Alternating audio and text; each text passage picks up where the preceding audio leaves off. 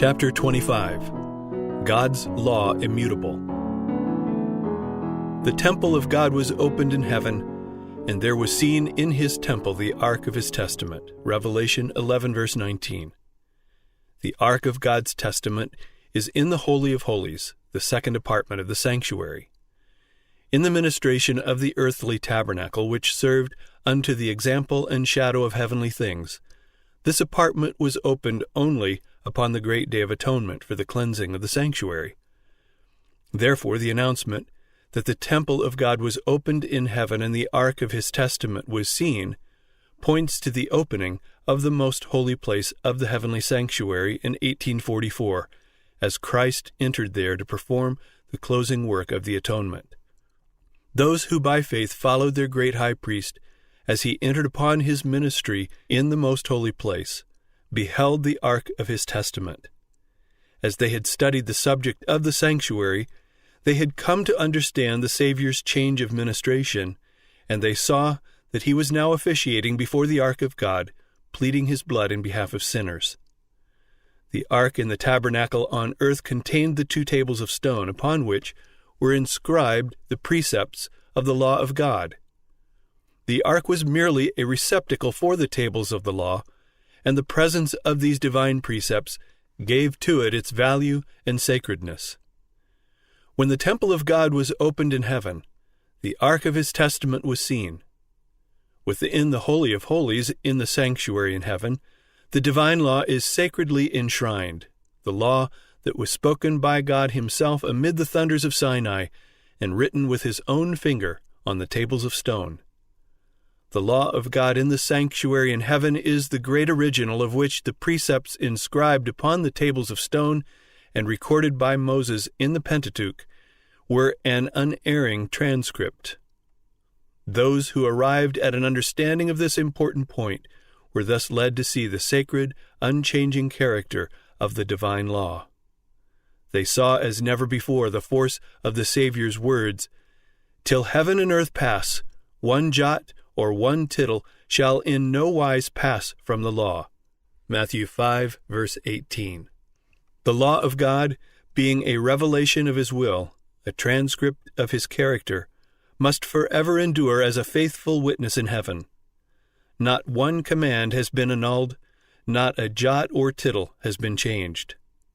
Says the psalmist, "Forever, O Lord, thy word is settled in heaven. All his commandments are sure, they stand fast forever and ever." Psalm 119, verse 89, Psalm 111, verse 7 and 8.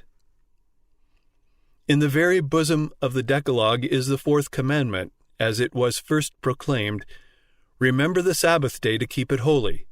6 days shalt thou labor and do all thy work, but the 7th day is the Sabbath of the Lord thy God. In it thou shalt not do any work, thou, nor thy son, nor thy daughter, thy manservant, nor thy maidservant, nor thy cattle, nor thy stranger that is within thy gates. For in 6 days the Lord made heaven and earth, the sea, and all that in them is, and rested the 7th day.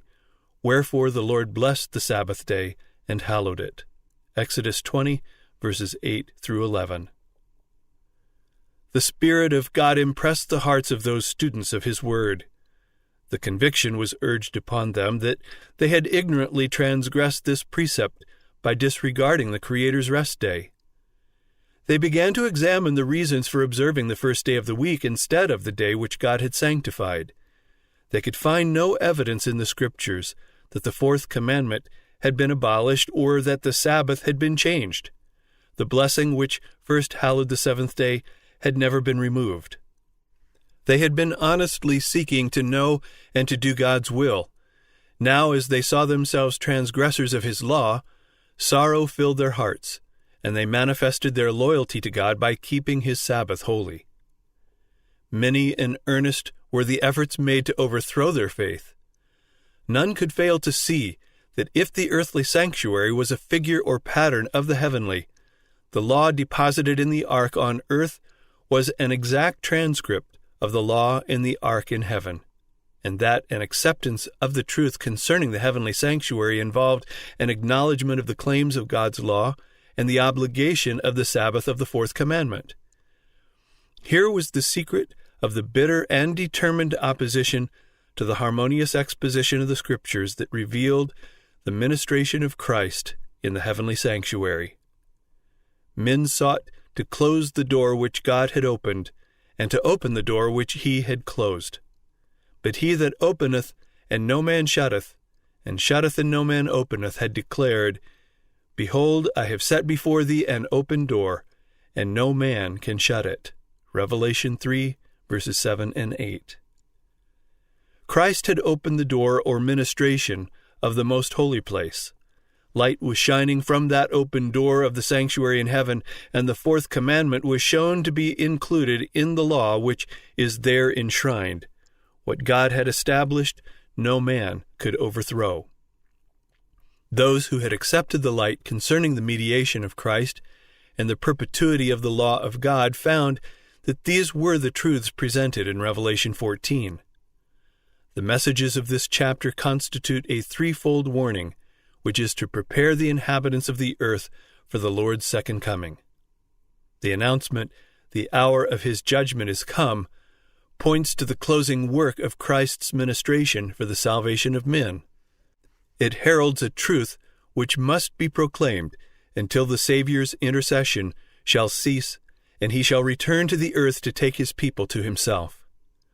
The work of judgment which began in 1844 must continue until the cases of all are decided, both of the living and the dead. Hence, it will extend to the close of human probation. That men may be prepared to stand in the judgment, the message commands them to fear God and give glory to him, and worship him that made heaven and earth and the sea and the fountains of waters. The result of an acceptance of these messages is given in the word, Here are they that keep the commandments of God and the faith of Jesus. In order to be prepared for the judgment, it is necessary that men should keep the law of God. That law will be the standard of character in the judgment. The Apostle Paul declares, As many as have sinned in the law shall be judged by the law, in the day when God shall judge the secrets of men by Jesus Christ. And he says that the doers of the law shall be justified, Romans 2, verses 12 through 16. Faith is essential in order to the keeping of the law of God, for without faith it is impossible to please him. And whatsoever is not of faith is sin, Hebrews 11, verse 6, and Romans 14, verse 23.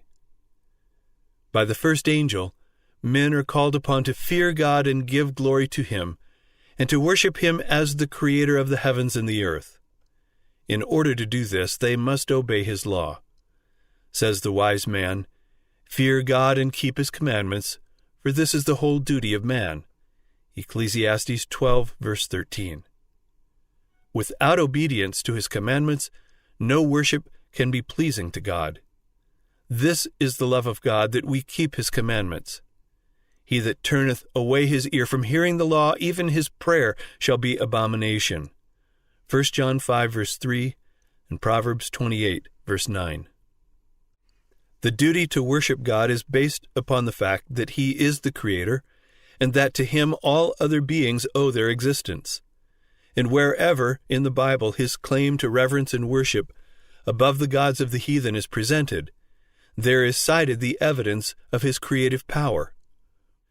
All the gods of the nations are idols, but the Lord made the heavens. Psalm 96, verse 5. To whom then will you liken me, or shall I be equal, saith the Holy One? Lift up your eyes on high, and behold, who hath created these things? Thus saith the Lord that created the heavens, God himself that formed the earth and made it. I am the Lord, and there is none else. Isaiah 40, verse 25 and 26, and chapter 45, verse 18. Says the psalmist, Know ye that the Lord, he is God. It is he that hath made us, and not we ourselves. O come, let us worship and bow down. Let us kneel before the Lord, our Maker. Psalm 100, verse 3, and Psalm 95, verse 6. And the holy beings who worship God in heaven state, as the reason why their homage is due to him, Thou art worthy, O Lord, to receive glory and honor and power, for thou hast created all things. Revelation 4, verse 11. In Revelation 14, men are called upon to worship the Creator, and the prophecy brings to view a class that, as the result of the threefold message, are keeping the commandments of God. One of these commandments points directly to God as the Creator. The fourth precept declares, "The seventh day is the Sabbath of the Lord thy God. For in 6 days the Lord made heaven and earth, the sea and all that in them is, and rested the seventh day. Wherefore the Lord blessed the Sabbath day and hallowed it." Exodus 20, verses 10 and 11. Concerning the Sabbath, the Lord says further that it is a sign that you may know that I am the Lord your God. Ezekiel 20, verse 20. And the reason given is, "For in 6 days the Lord made heaven and earth, and on the seventh day he rested and was refreshed." Exodus 31, verse 17. Quote, "The importance of the Sabbath as the memorial of creation is that it keeps ever present the true reason why worship is due to God, because He is the Creator and we are His creatures. The Sabbath therefore lies at the very foundation of divine worship, for it teaches this great truth in the most impressive manner, and no other institution does this. The true ground of divine worship, not of that on the seventh day merely, but of all worship, is found in the distinction between the Creator and His creatures. This fact can never become obsolete and must never be forgotten." Close quote. J. N. Andrews, History of the Sabbath, chapter 27. It was to keep this truth ever before the minds of men that God instituted the Sabbath in Eden, and so long as the fact that He is our Creator continues to be a reason why we should worship Him, so long the Sabbath will continue as its sign and memorial. Had the Sabbath been universally kept, man's thoughts and affections would have been led to the Creator as the object of reverence and worship, and there would never have been an idolater, an atheist, or an infidel. The keeping of the Sabbath is a sign of loyalty to the true God, Him that made heaven and earth and the sea and the fountains of waters. It follows that the message which commands men to worship God and keep His commandments will especially call upon them to keep the fourth commandment. In contrast to those who keep the commandments of God and have the faith of Jesus, the third angel points to another class, against whose errors a solemn and fearful warning is uttered. "If any man worship the beast and his image, and receive his mark in his forehead or in his hand, the same shall drink of the wine of the wrath of God." Revelation 14, verses 9 and 10. A correct interpretation of the symbols employed is necessary to an understanding of this message. What is represented by the beast, the image, the mark? The line of prophecy in which these symbols are found begins with Revelation 12, with the dragon that sought to destroy Christ at His birth. The dragon is said to be Satan, Revelation 12, verse 9. He it was that moved upon Herod to put the Savior to death. But the chief agent of Satan in making war upon Christ and His people during the first centuries of the Christian era was the Roman Empire, in which paganism was the prevailing religion. Thus, while the dragon primarily represents Satan, it is, in a secondary sense, a symbol of pagan Rome. In chapter 13, verses 1 through 10, is described another beast, like unto a leopard, to which the dragon gave his power and his seat and great authority. This symbol, as most Protestants have believed, represents the papacy, which succeeded to the power and seat and authority once held by the ancient Roman Empire. Of the leopard-like beast it is declared, "There was given unto him a mouth speaking great things and blasphemies.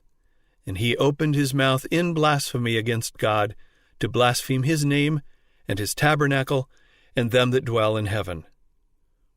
And it was given unto him to make war with the saints, and to overcome them, and power was given him over all kindreds and tongues and nations." This prophecy, which is nearly identical with the description of the little horn of Daniel 7, unquestionably points to the papacy. Power was given unto him to continue 42 months. And says the prophet, I saw one of his heads as it were wounded to death. And again, he that leadeth into captivity shall go into captivity. He that killeth with the sword must be killed with the sword.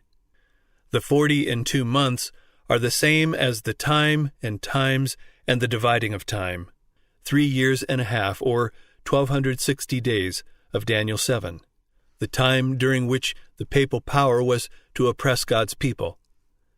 This period, as stated in preceding chapters, began with the supremacy of the papacy AD 538 and terminated in 1798. At that time the Pope was made captive by the French army, the papal power received its deadly wound, and the prediction was fulfilled, he that leadeth into captivity shall go into captivity. At this point, another symbol is introduced. Says the prophet, I beheld another beast coming up out of the earth, and he had 2 horns like a lamb. Verse 11. Both the appearance of this beast and the manner of its rise indicate that the nation which it represents is unlike those presented under the preceding symbols. The great kingdoms that have ruled the world were presented to the prophet Daniel as beasts of prey, rising when the 4 winds of the heaven strove upon the great sea. Daniel 7, verse 2.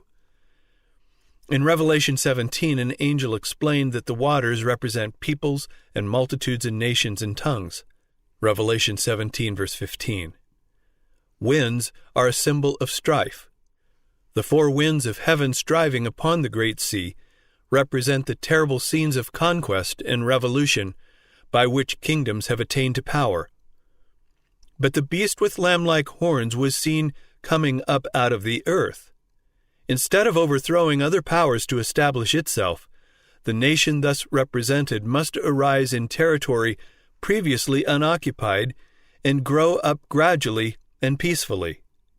It could not then arise among the crowded and struggling nationalities of the old world, that turbulent sea of peoples and multitudes and nations and tongues. It must be sought in the Western continent. What nation of the New World was in 1798 rising into power, giving promise of strength and greatness, and attracting the attention of the world? The application of the symbol admits of no question. One nation, and only one, meets the specifications of this prophecy. It points unmistakably to the United States of America. Again and again the thought, almost the exact words, of the sacred writer has been unconsciously employed by the orator and the historian in describing the rise and growth of this nation. The beast was seen coming up out of the earth, and according to the translators, the word here rendered coming up literally signifies to grow or spring up as a plant. And as we have seen, the nation must arise in territory previously unoccupied. A prominent writer describing the rise of the United States speaks of, quote, the mystery of her coming forth from vacancy, and says, like a silent seed, we grew into empire, close quote. G.A. Townsend, The New World Compared with the Old, page 462.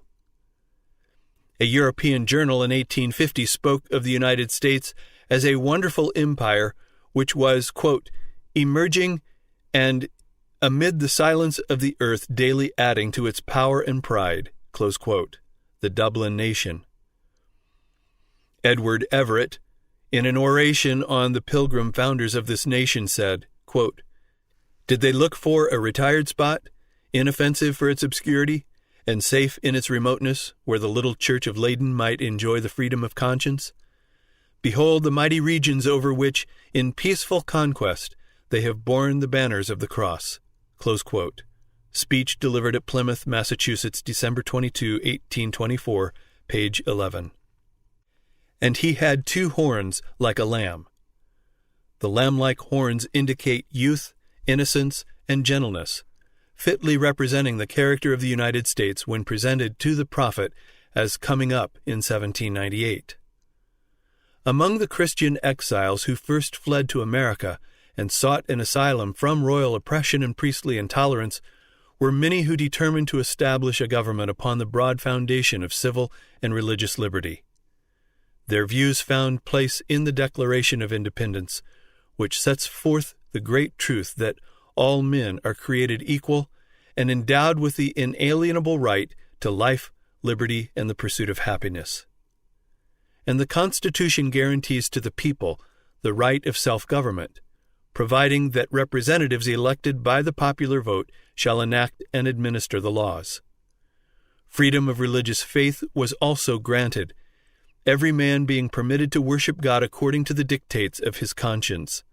Republicanism and Protestantism became the fundamental principles of the nation. These principles are the secret of its power and prosperity. The oppressed and downtrodden throughout Christendom have turned to this land with interest and hope. Millions have sought its shores, and the United States has risen to a place among the most powerful nations of the earth. But the beast with lamb-like horns spake as a dragon, and he exercises all the power of the first beast before him, and causes the earth and them which dwell therein to worship the first beast, whose deadly wound was healed, saying to them that dwell on the earth, that they should make an image to the beast, which had the wound by a sword, and did live. Revelation 13, verses 11 through 14. The lamb-like horns and dragon voice of the symbol point to a striking contradiction between the professions and the practice of the nation thus represented. The speaking of the nation is the action of its legislative and judicial authorities. By such action, it will give the lie to those liberal and peaceful principles which it has put forth as the foundation of its policy. The prediction that it will speak as a dragon and exercise all the power of the first beast plainly foretells a development of the spirit of intolerance and persecution that was manifested by the nations represented by the dragon and the leopard-like beast. And the statement that the beast with the two horns causes the earth and them which dwell therein to worship the first beast indicates that the authority of this nation is to be exercised in enforcing some observance which shall be an act of homage to the papacy. Such action would be directly contrary to the principles of this government, to the genius of its free institutions, to the direct and solemn avowals of the Declaration of Independence, and to the Constitution. The founders of the nation wisely sought to guard against the employment of secular power on the part of the Church, with its inevitable result, intolerance and persecution. The Constitution provides that Congress shall make no law respecting an establishment of religion or prohibiting the free exercise thereof, and that no religious test shall ever be required as a qualification to any office or public trust under the United States. Only in flagrant violation of these safeguards to the nation's liberty can any religious observance be enforced by civil authority. But the inconsistency of such action is no greater than is represented in the symbol.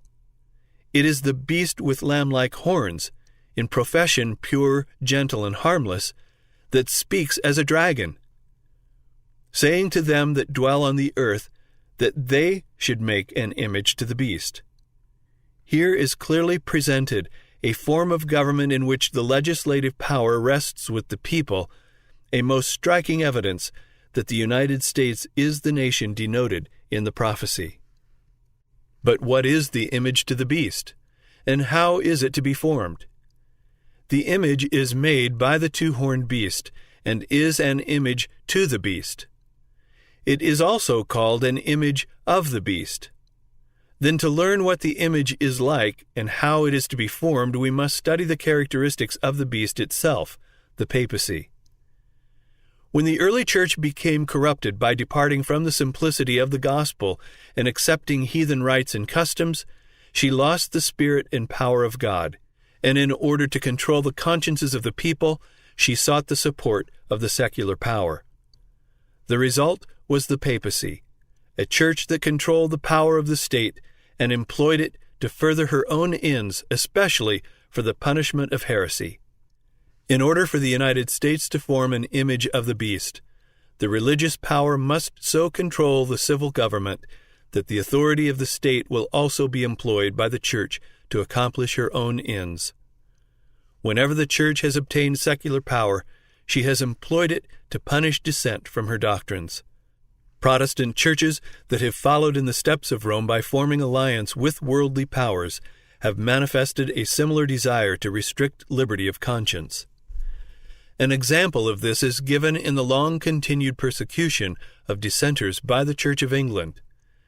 During the 16th and 17th centuries, thousands of nonconformist ministers were forced to flee from their churches, and many, both of pastors and people, were subjected to fine, imprisonment, torture, and martyrdom. It was apostasy that led the early church to seek the aid of the civil government, and this prepared the way for the development of the papacy, the beast. Said Paul, "There shall come a falling away, and that man of sin be revealed." 2 Thessalonians 2, verse 3. So apostasy in the church will prepare the way for the image to the beast. The Bible declares that before the coming of the Lord, there will exist a state of religious declension similar to that in the first centuries. In the last days perilous times shall come. For men shall be lovers of their own selves, covetous, boasters, proud, blasphemers, disobedient to parents, unthankful, unholy, without natural affection, truce breakers, false accusers, incontinent, fierce, despisers of those that are good, traitors, heady, high-minded, lovers of pleasures more than lovers of God, having a form of godliness, but denying the power thereof. 2 Timothy 3, verses 1 through 5. Now the Spirit speaketh expressly, that in the latter times some shall depart from the faith, giving heed to seducing spirits and doctrines of devils. 1 Timothy 4, verse 1. Satan will work with all power and signs and lying wonders, and with all deceivableness of unrighteousness. And all that receive not the love of the truth, that they might be saved, will be left to accept strong delusion, that they should believe a lie. 2 Thessalonians 2, verses 9 through 11. When this state of ungodliness shall be reached, the same results will follow as in the first centuries. The wide diversity of belief in the Protestant churches is regarded by many as decisive proof that no effort to secure a forced uniformity can ever be made. But there has been for years, in churches of the Protestant faith, a strong and growing sentiment in favor of a union based upon common points of doctrine. To secure such a union, the discussion of subjects upon which all were not agreed, however important they might be from a Bible standpoint, must necessarily be waived. Charles Beecher, in a sermon in the year 1846, declared that the ministry of, quote, the evangelical Protestant denominations is not only formed all the way up under a tremendous pressure of merely human fear, but they live and move and breathe in a state of things radically corrupt, and appealing every hour to every baser element of their nature to hush up the truth and bow the knee to the power of apostasy. Was not this the way things went with Rome? Are we not living her life over again? And what do we see just ahead? Another General Council, a World's Convention, Evangelical Alliance, and Universal Creed. Close quote. Sermon on The Bible a Sufficient Creed, delivered at Fort Wayne, Indiana, February 22, 1846. When this shall be gained, then, in the effort to secure complete uniformity, it will be only a step to the resort to force. When the leading churches of the United States, uniting upon such points of doctrine as are held by them in common, shall influence the state to enforce their decrees and to sustain their institutions, then Protestant America will have formed an image of the Roman hierarchy, and the infliction of civil penalties upon dissenters will inevitably result. The beast with two horns causes or commands all, both small and great, rich and poor, free and bond, to receive a mark in their right hand or in their foreheads, and that no man might buy or sell, save he that had the mark, or the name of the beast, or the number of his name. Revelation 13, verses 16 and 17. The third angel's warning is, if any man worship the beast in his image, and receive his mark in his forehead or in his hand, the same shall drink of the wine of the wrath of God. The beast mentioned in this passage, whose worship is enforced by the two-horned beast, is the first or leopard-like beast of Revelation 13, the papacy. The image to the beast represents that form of apostate Protestantism which will be developed when the Protestant churches shall seek the aid of the civil power for the enforcement of their dogmas. The mark of the beast still remains to be defined. After the warning against the worship of the beast and his image, the prophecy declares, "Here are they that keep the commandments of God and the faith of Jesus." Since those who keep God's commandments are thus placed in contrast with those that worship the beast in his image and receive his mark, it follows that the keeping of God's law on the one hand and its violation on the other will make the distinction between the worshippers of God and the worshippers of the beast. The special characteristic of the beast, and therefore of his image, is the breaking of God's commandments. Says Daniel of the little horn, the papacy, "He shall think to change times and the law." Daniel 7, verse 25, Revised Version. And Paul styled the same power the man of sin, who was to exalt himself above God. One prophecy is a complement of the other. Only by changing God's law could the papacy exalt itself above God. Whoever should understandingly keep the law as thus changed would be giving supreme honor to that power by which the change was made. Such an act of obedience to papal laws would be a mark of allegiance to the Pope in the place of God. The papacy has attempted to change the law of God. The second commandment forbidding image worship has been dropped from the law, and the fourth commandment has been so changed as to authorize the observance of the first instead of the seventh day as the Sabbath. But papists urge, as a reason for omitting the second commandment, that it is unnecessary, being included in the first, and that they are giving the law exactly as God designed it to be understood. This cannot be the change foretold by the prophet. An intentional, deliberate change is presented. He shall think to change the times and the law. The change in the fourth commandment exactly fulfills the prophecy. For this, the only authority claimed is that of the Church. Here the papal power openly sets itself above God.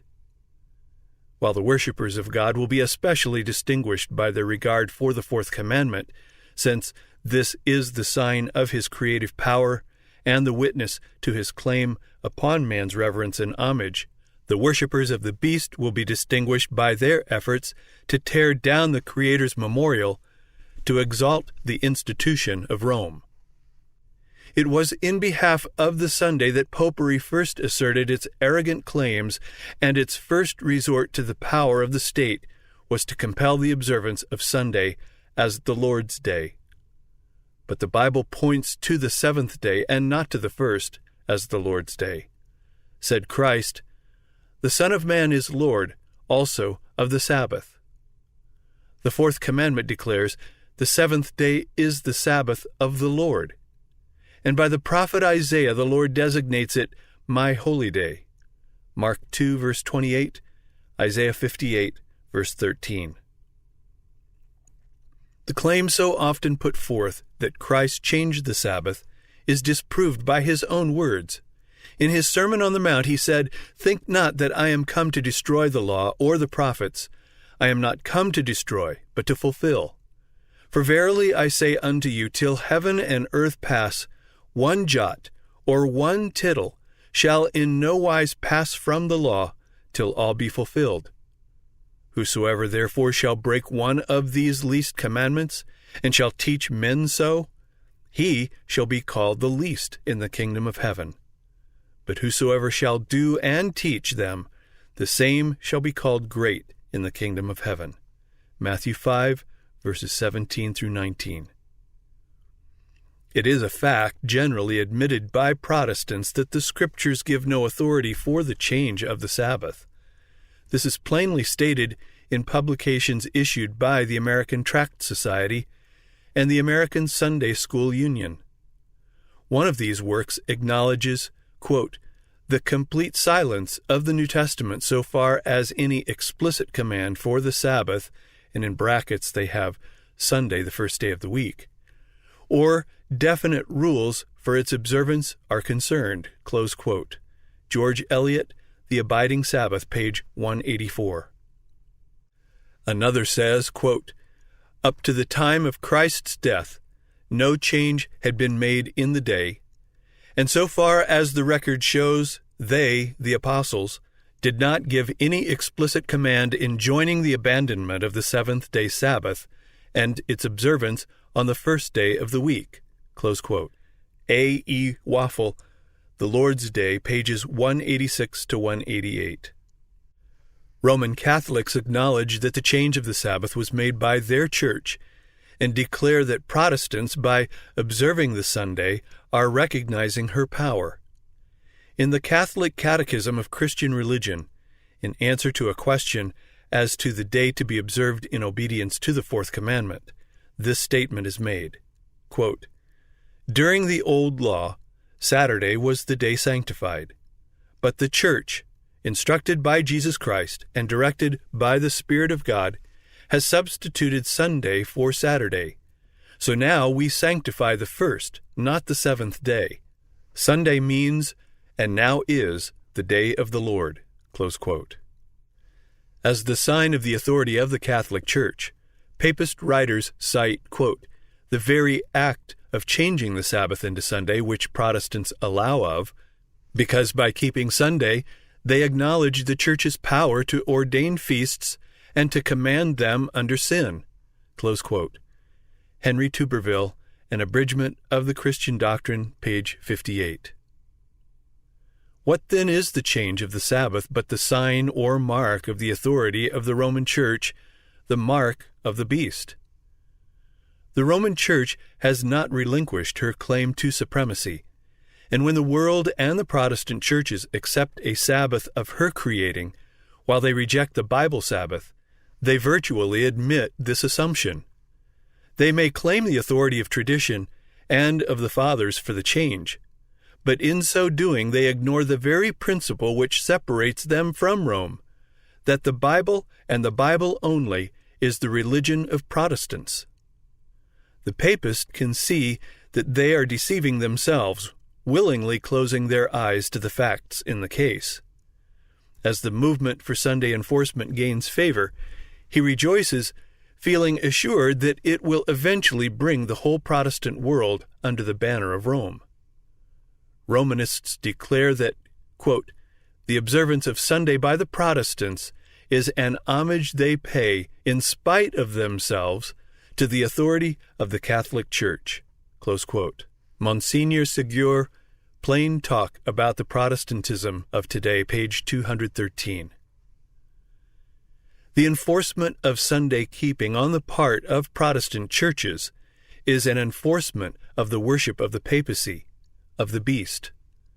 Those who, understanding the claims of the fourth commandment, choose to observe the false instead of the true Sabbath, are thereby paying homage to that power by which alone it is commanded.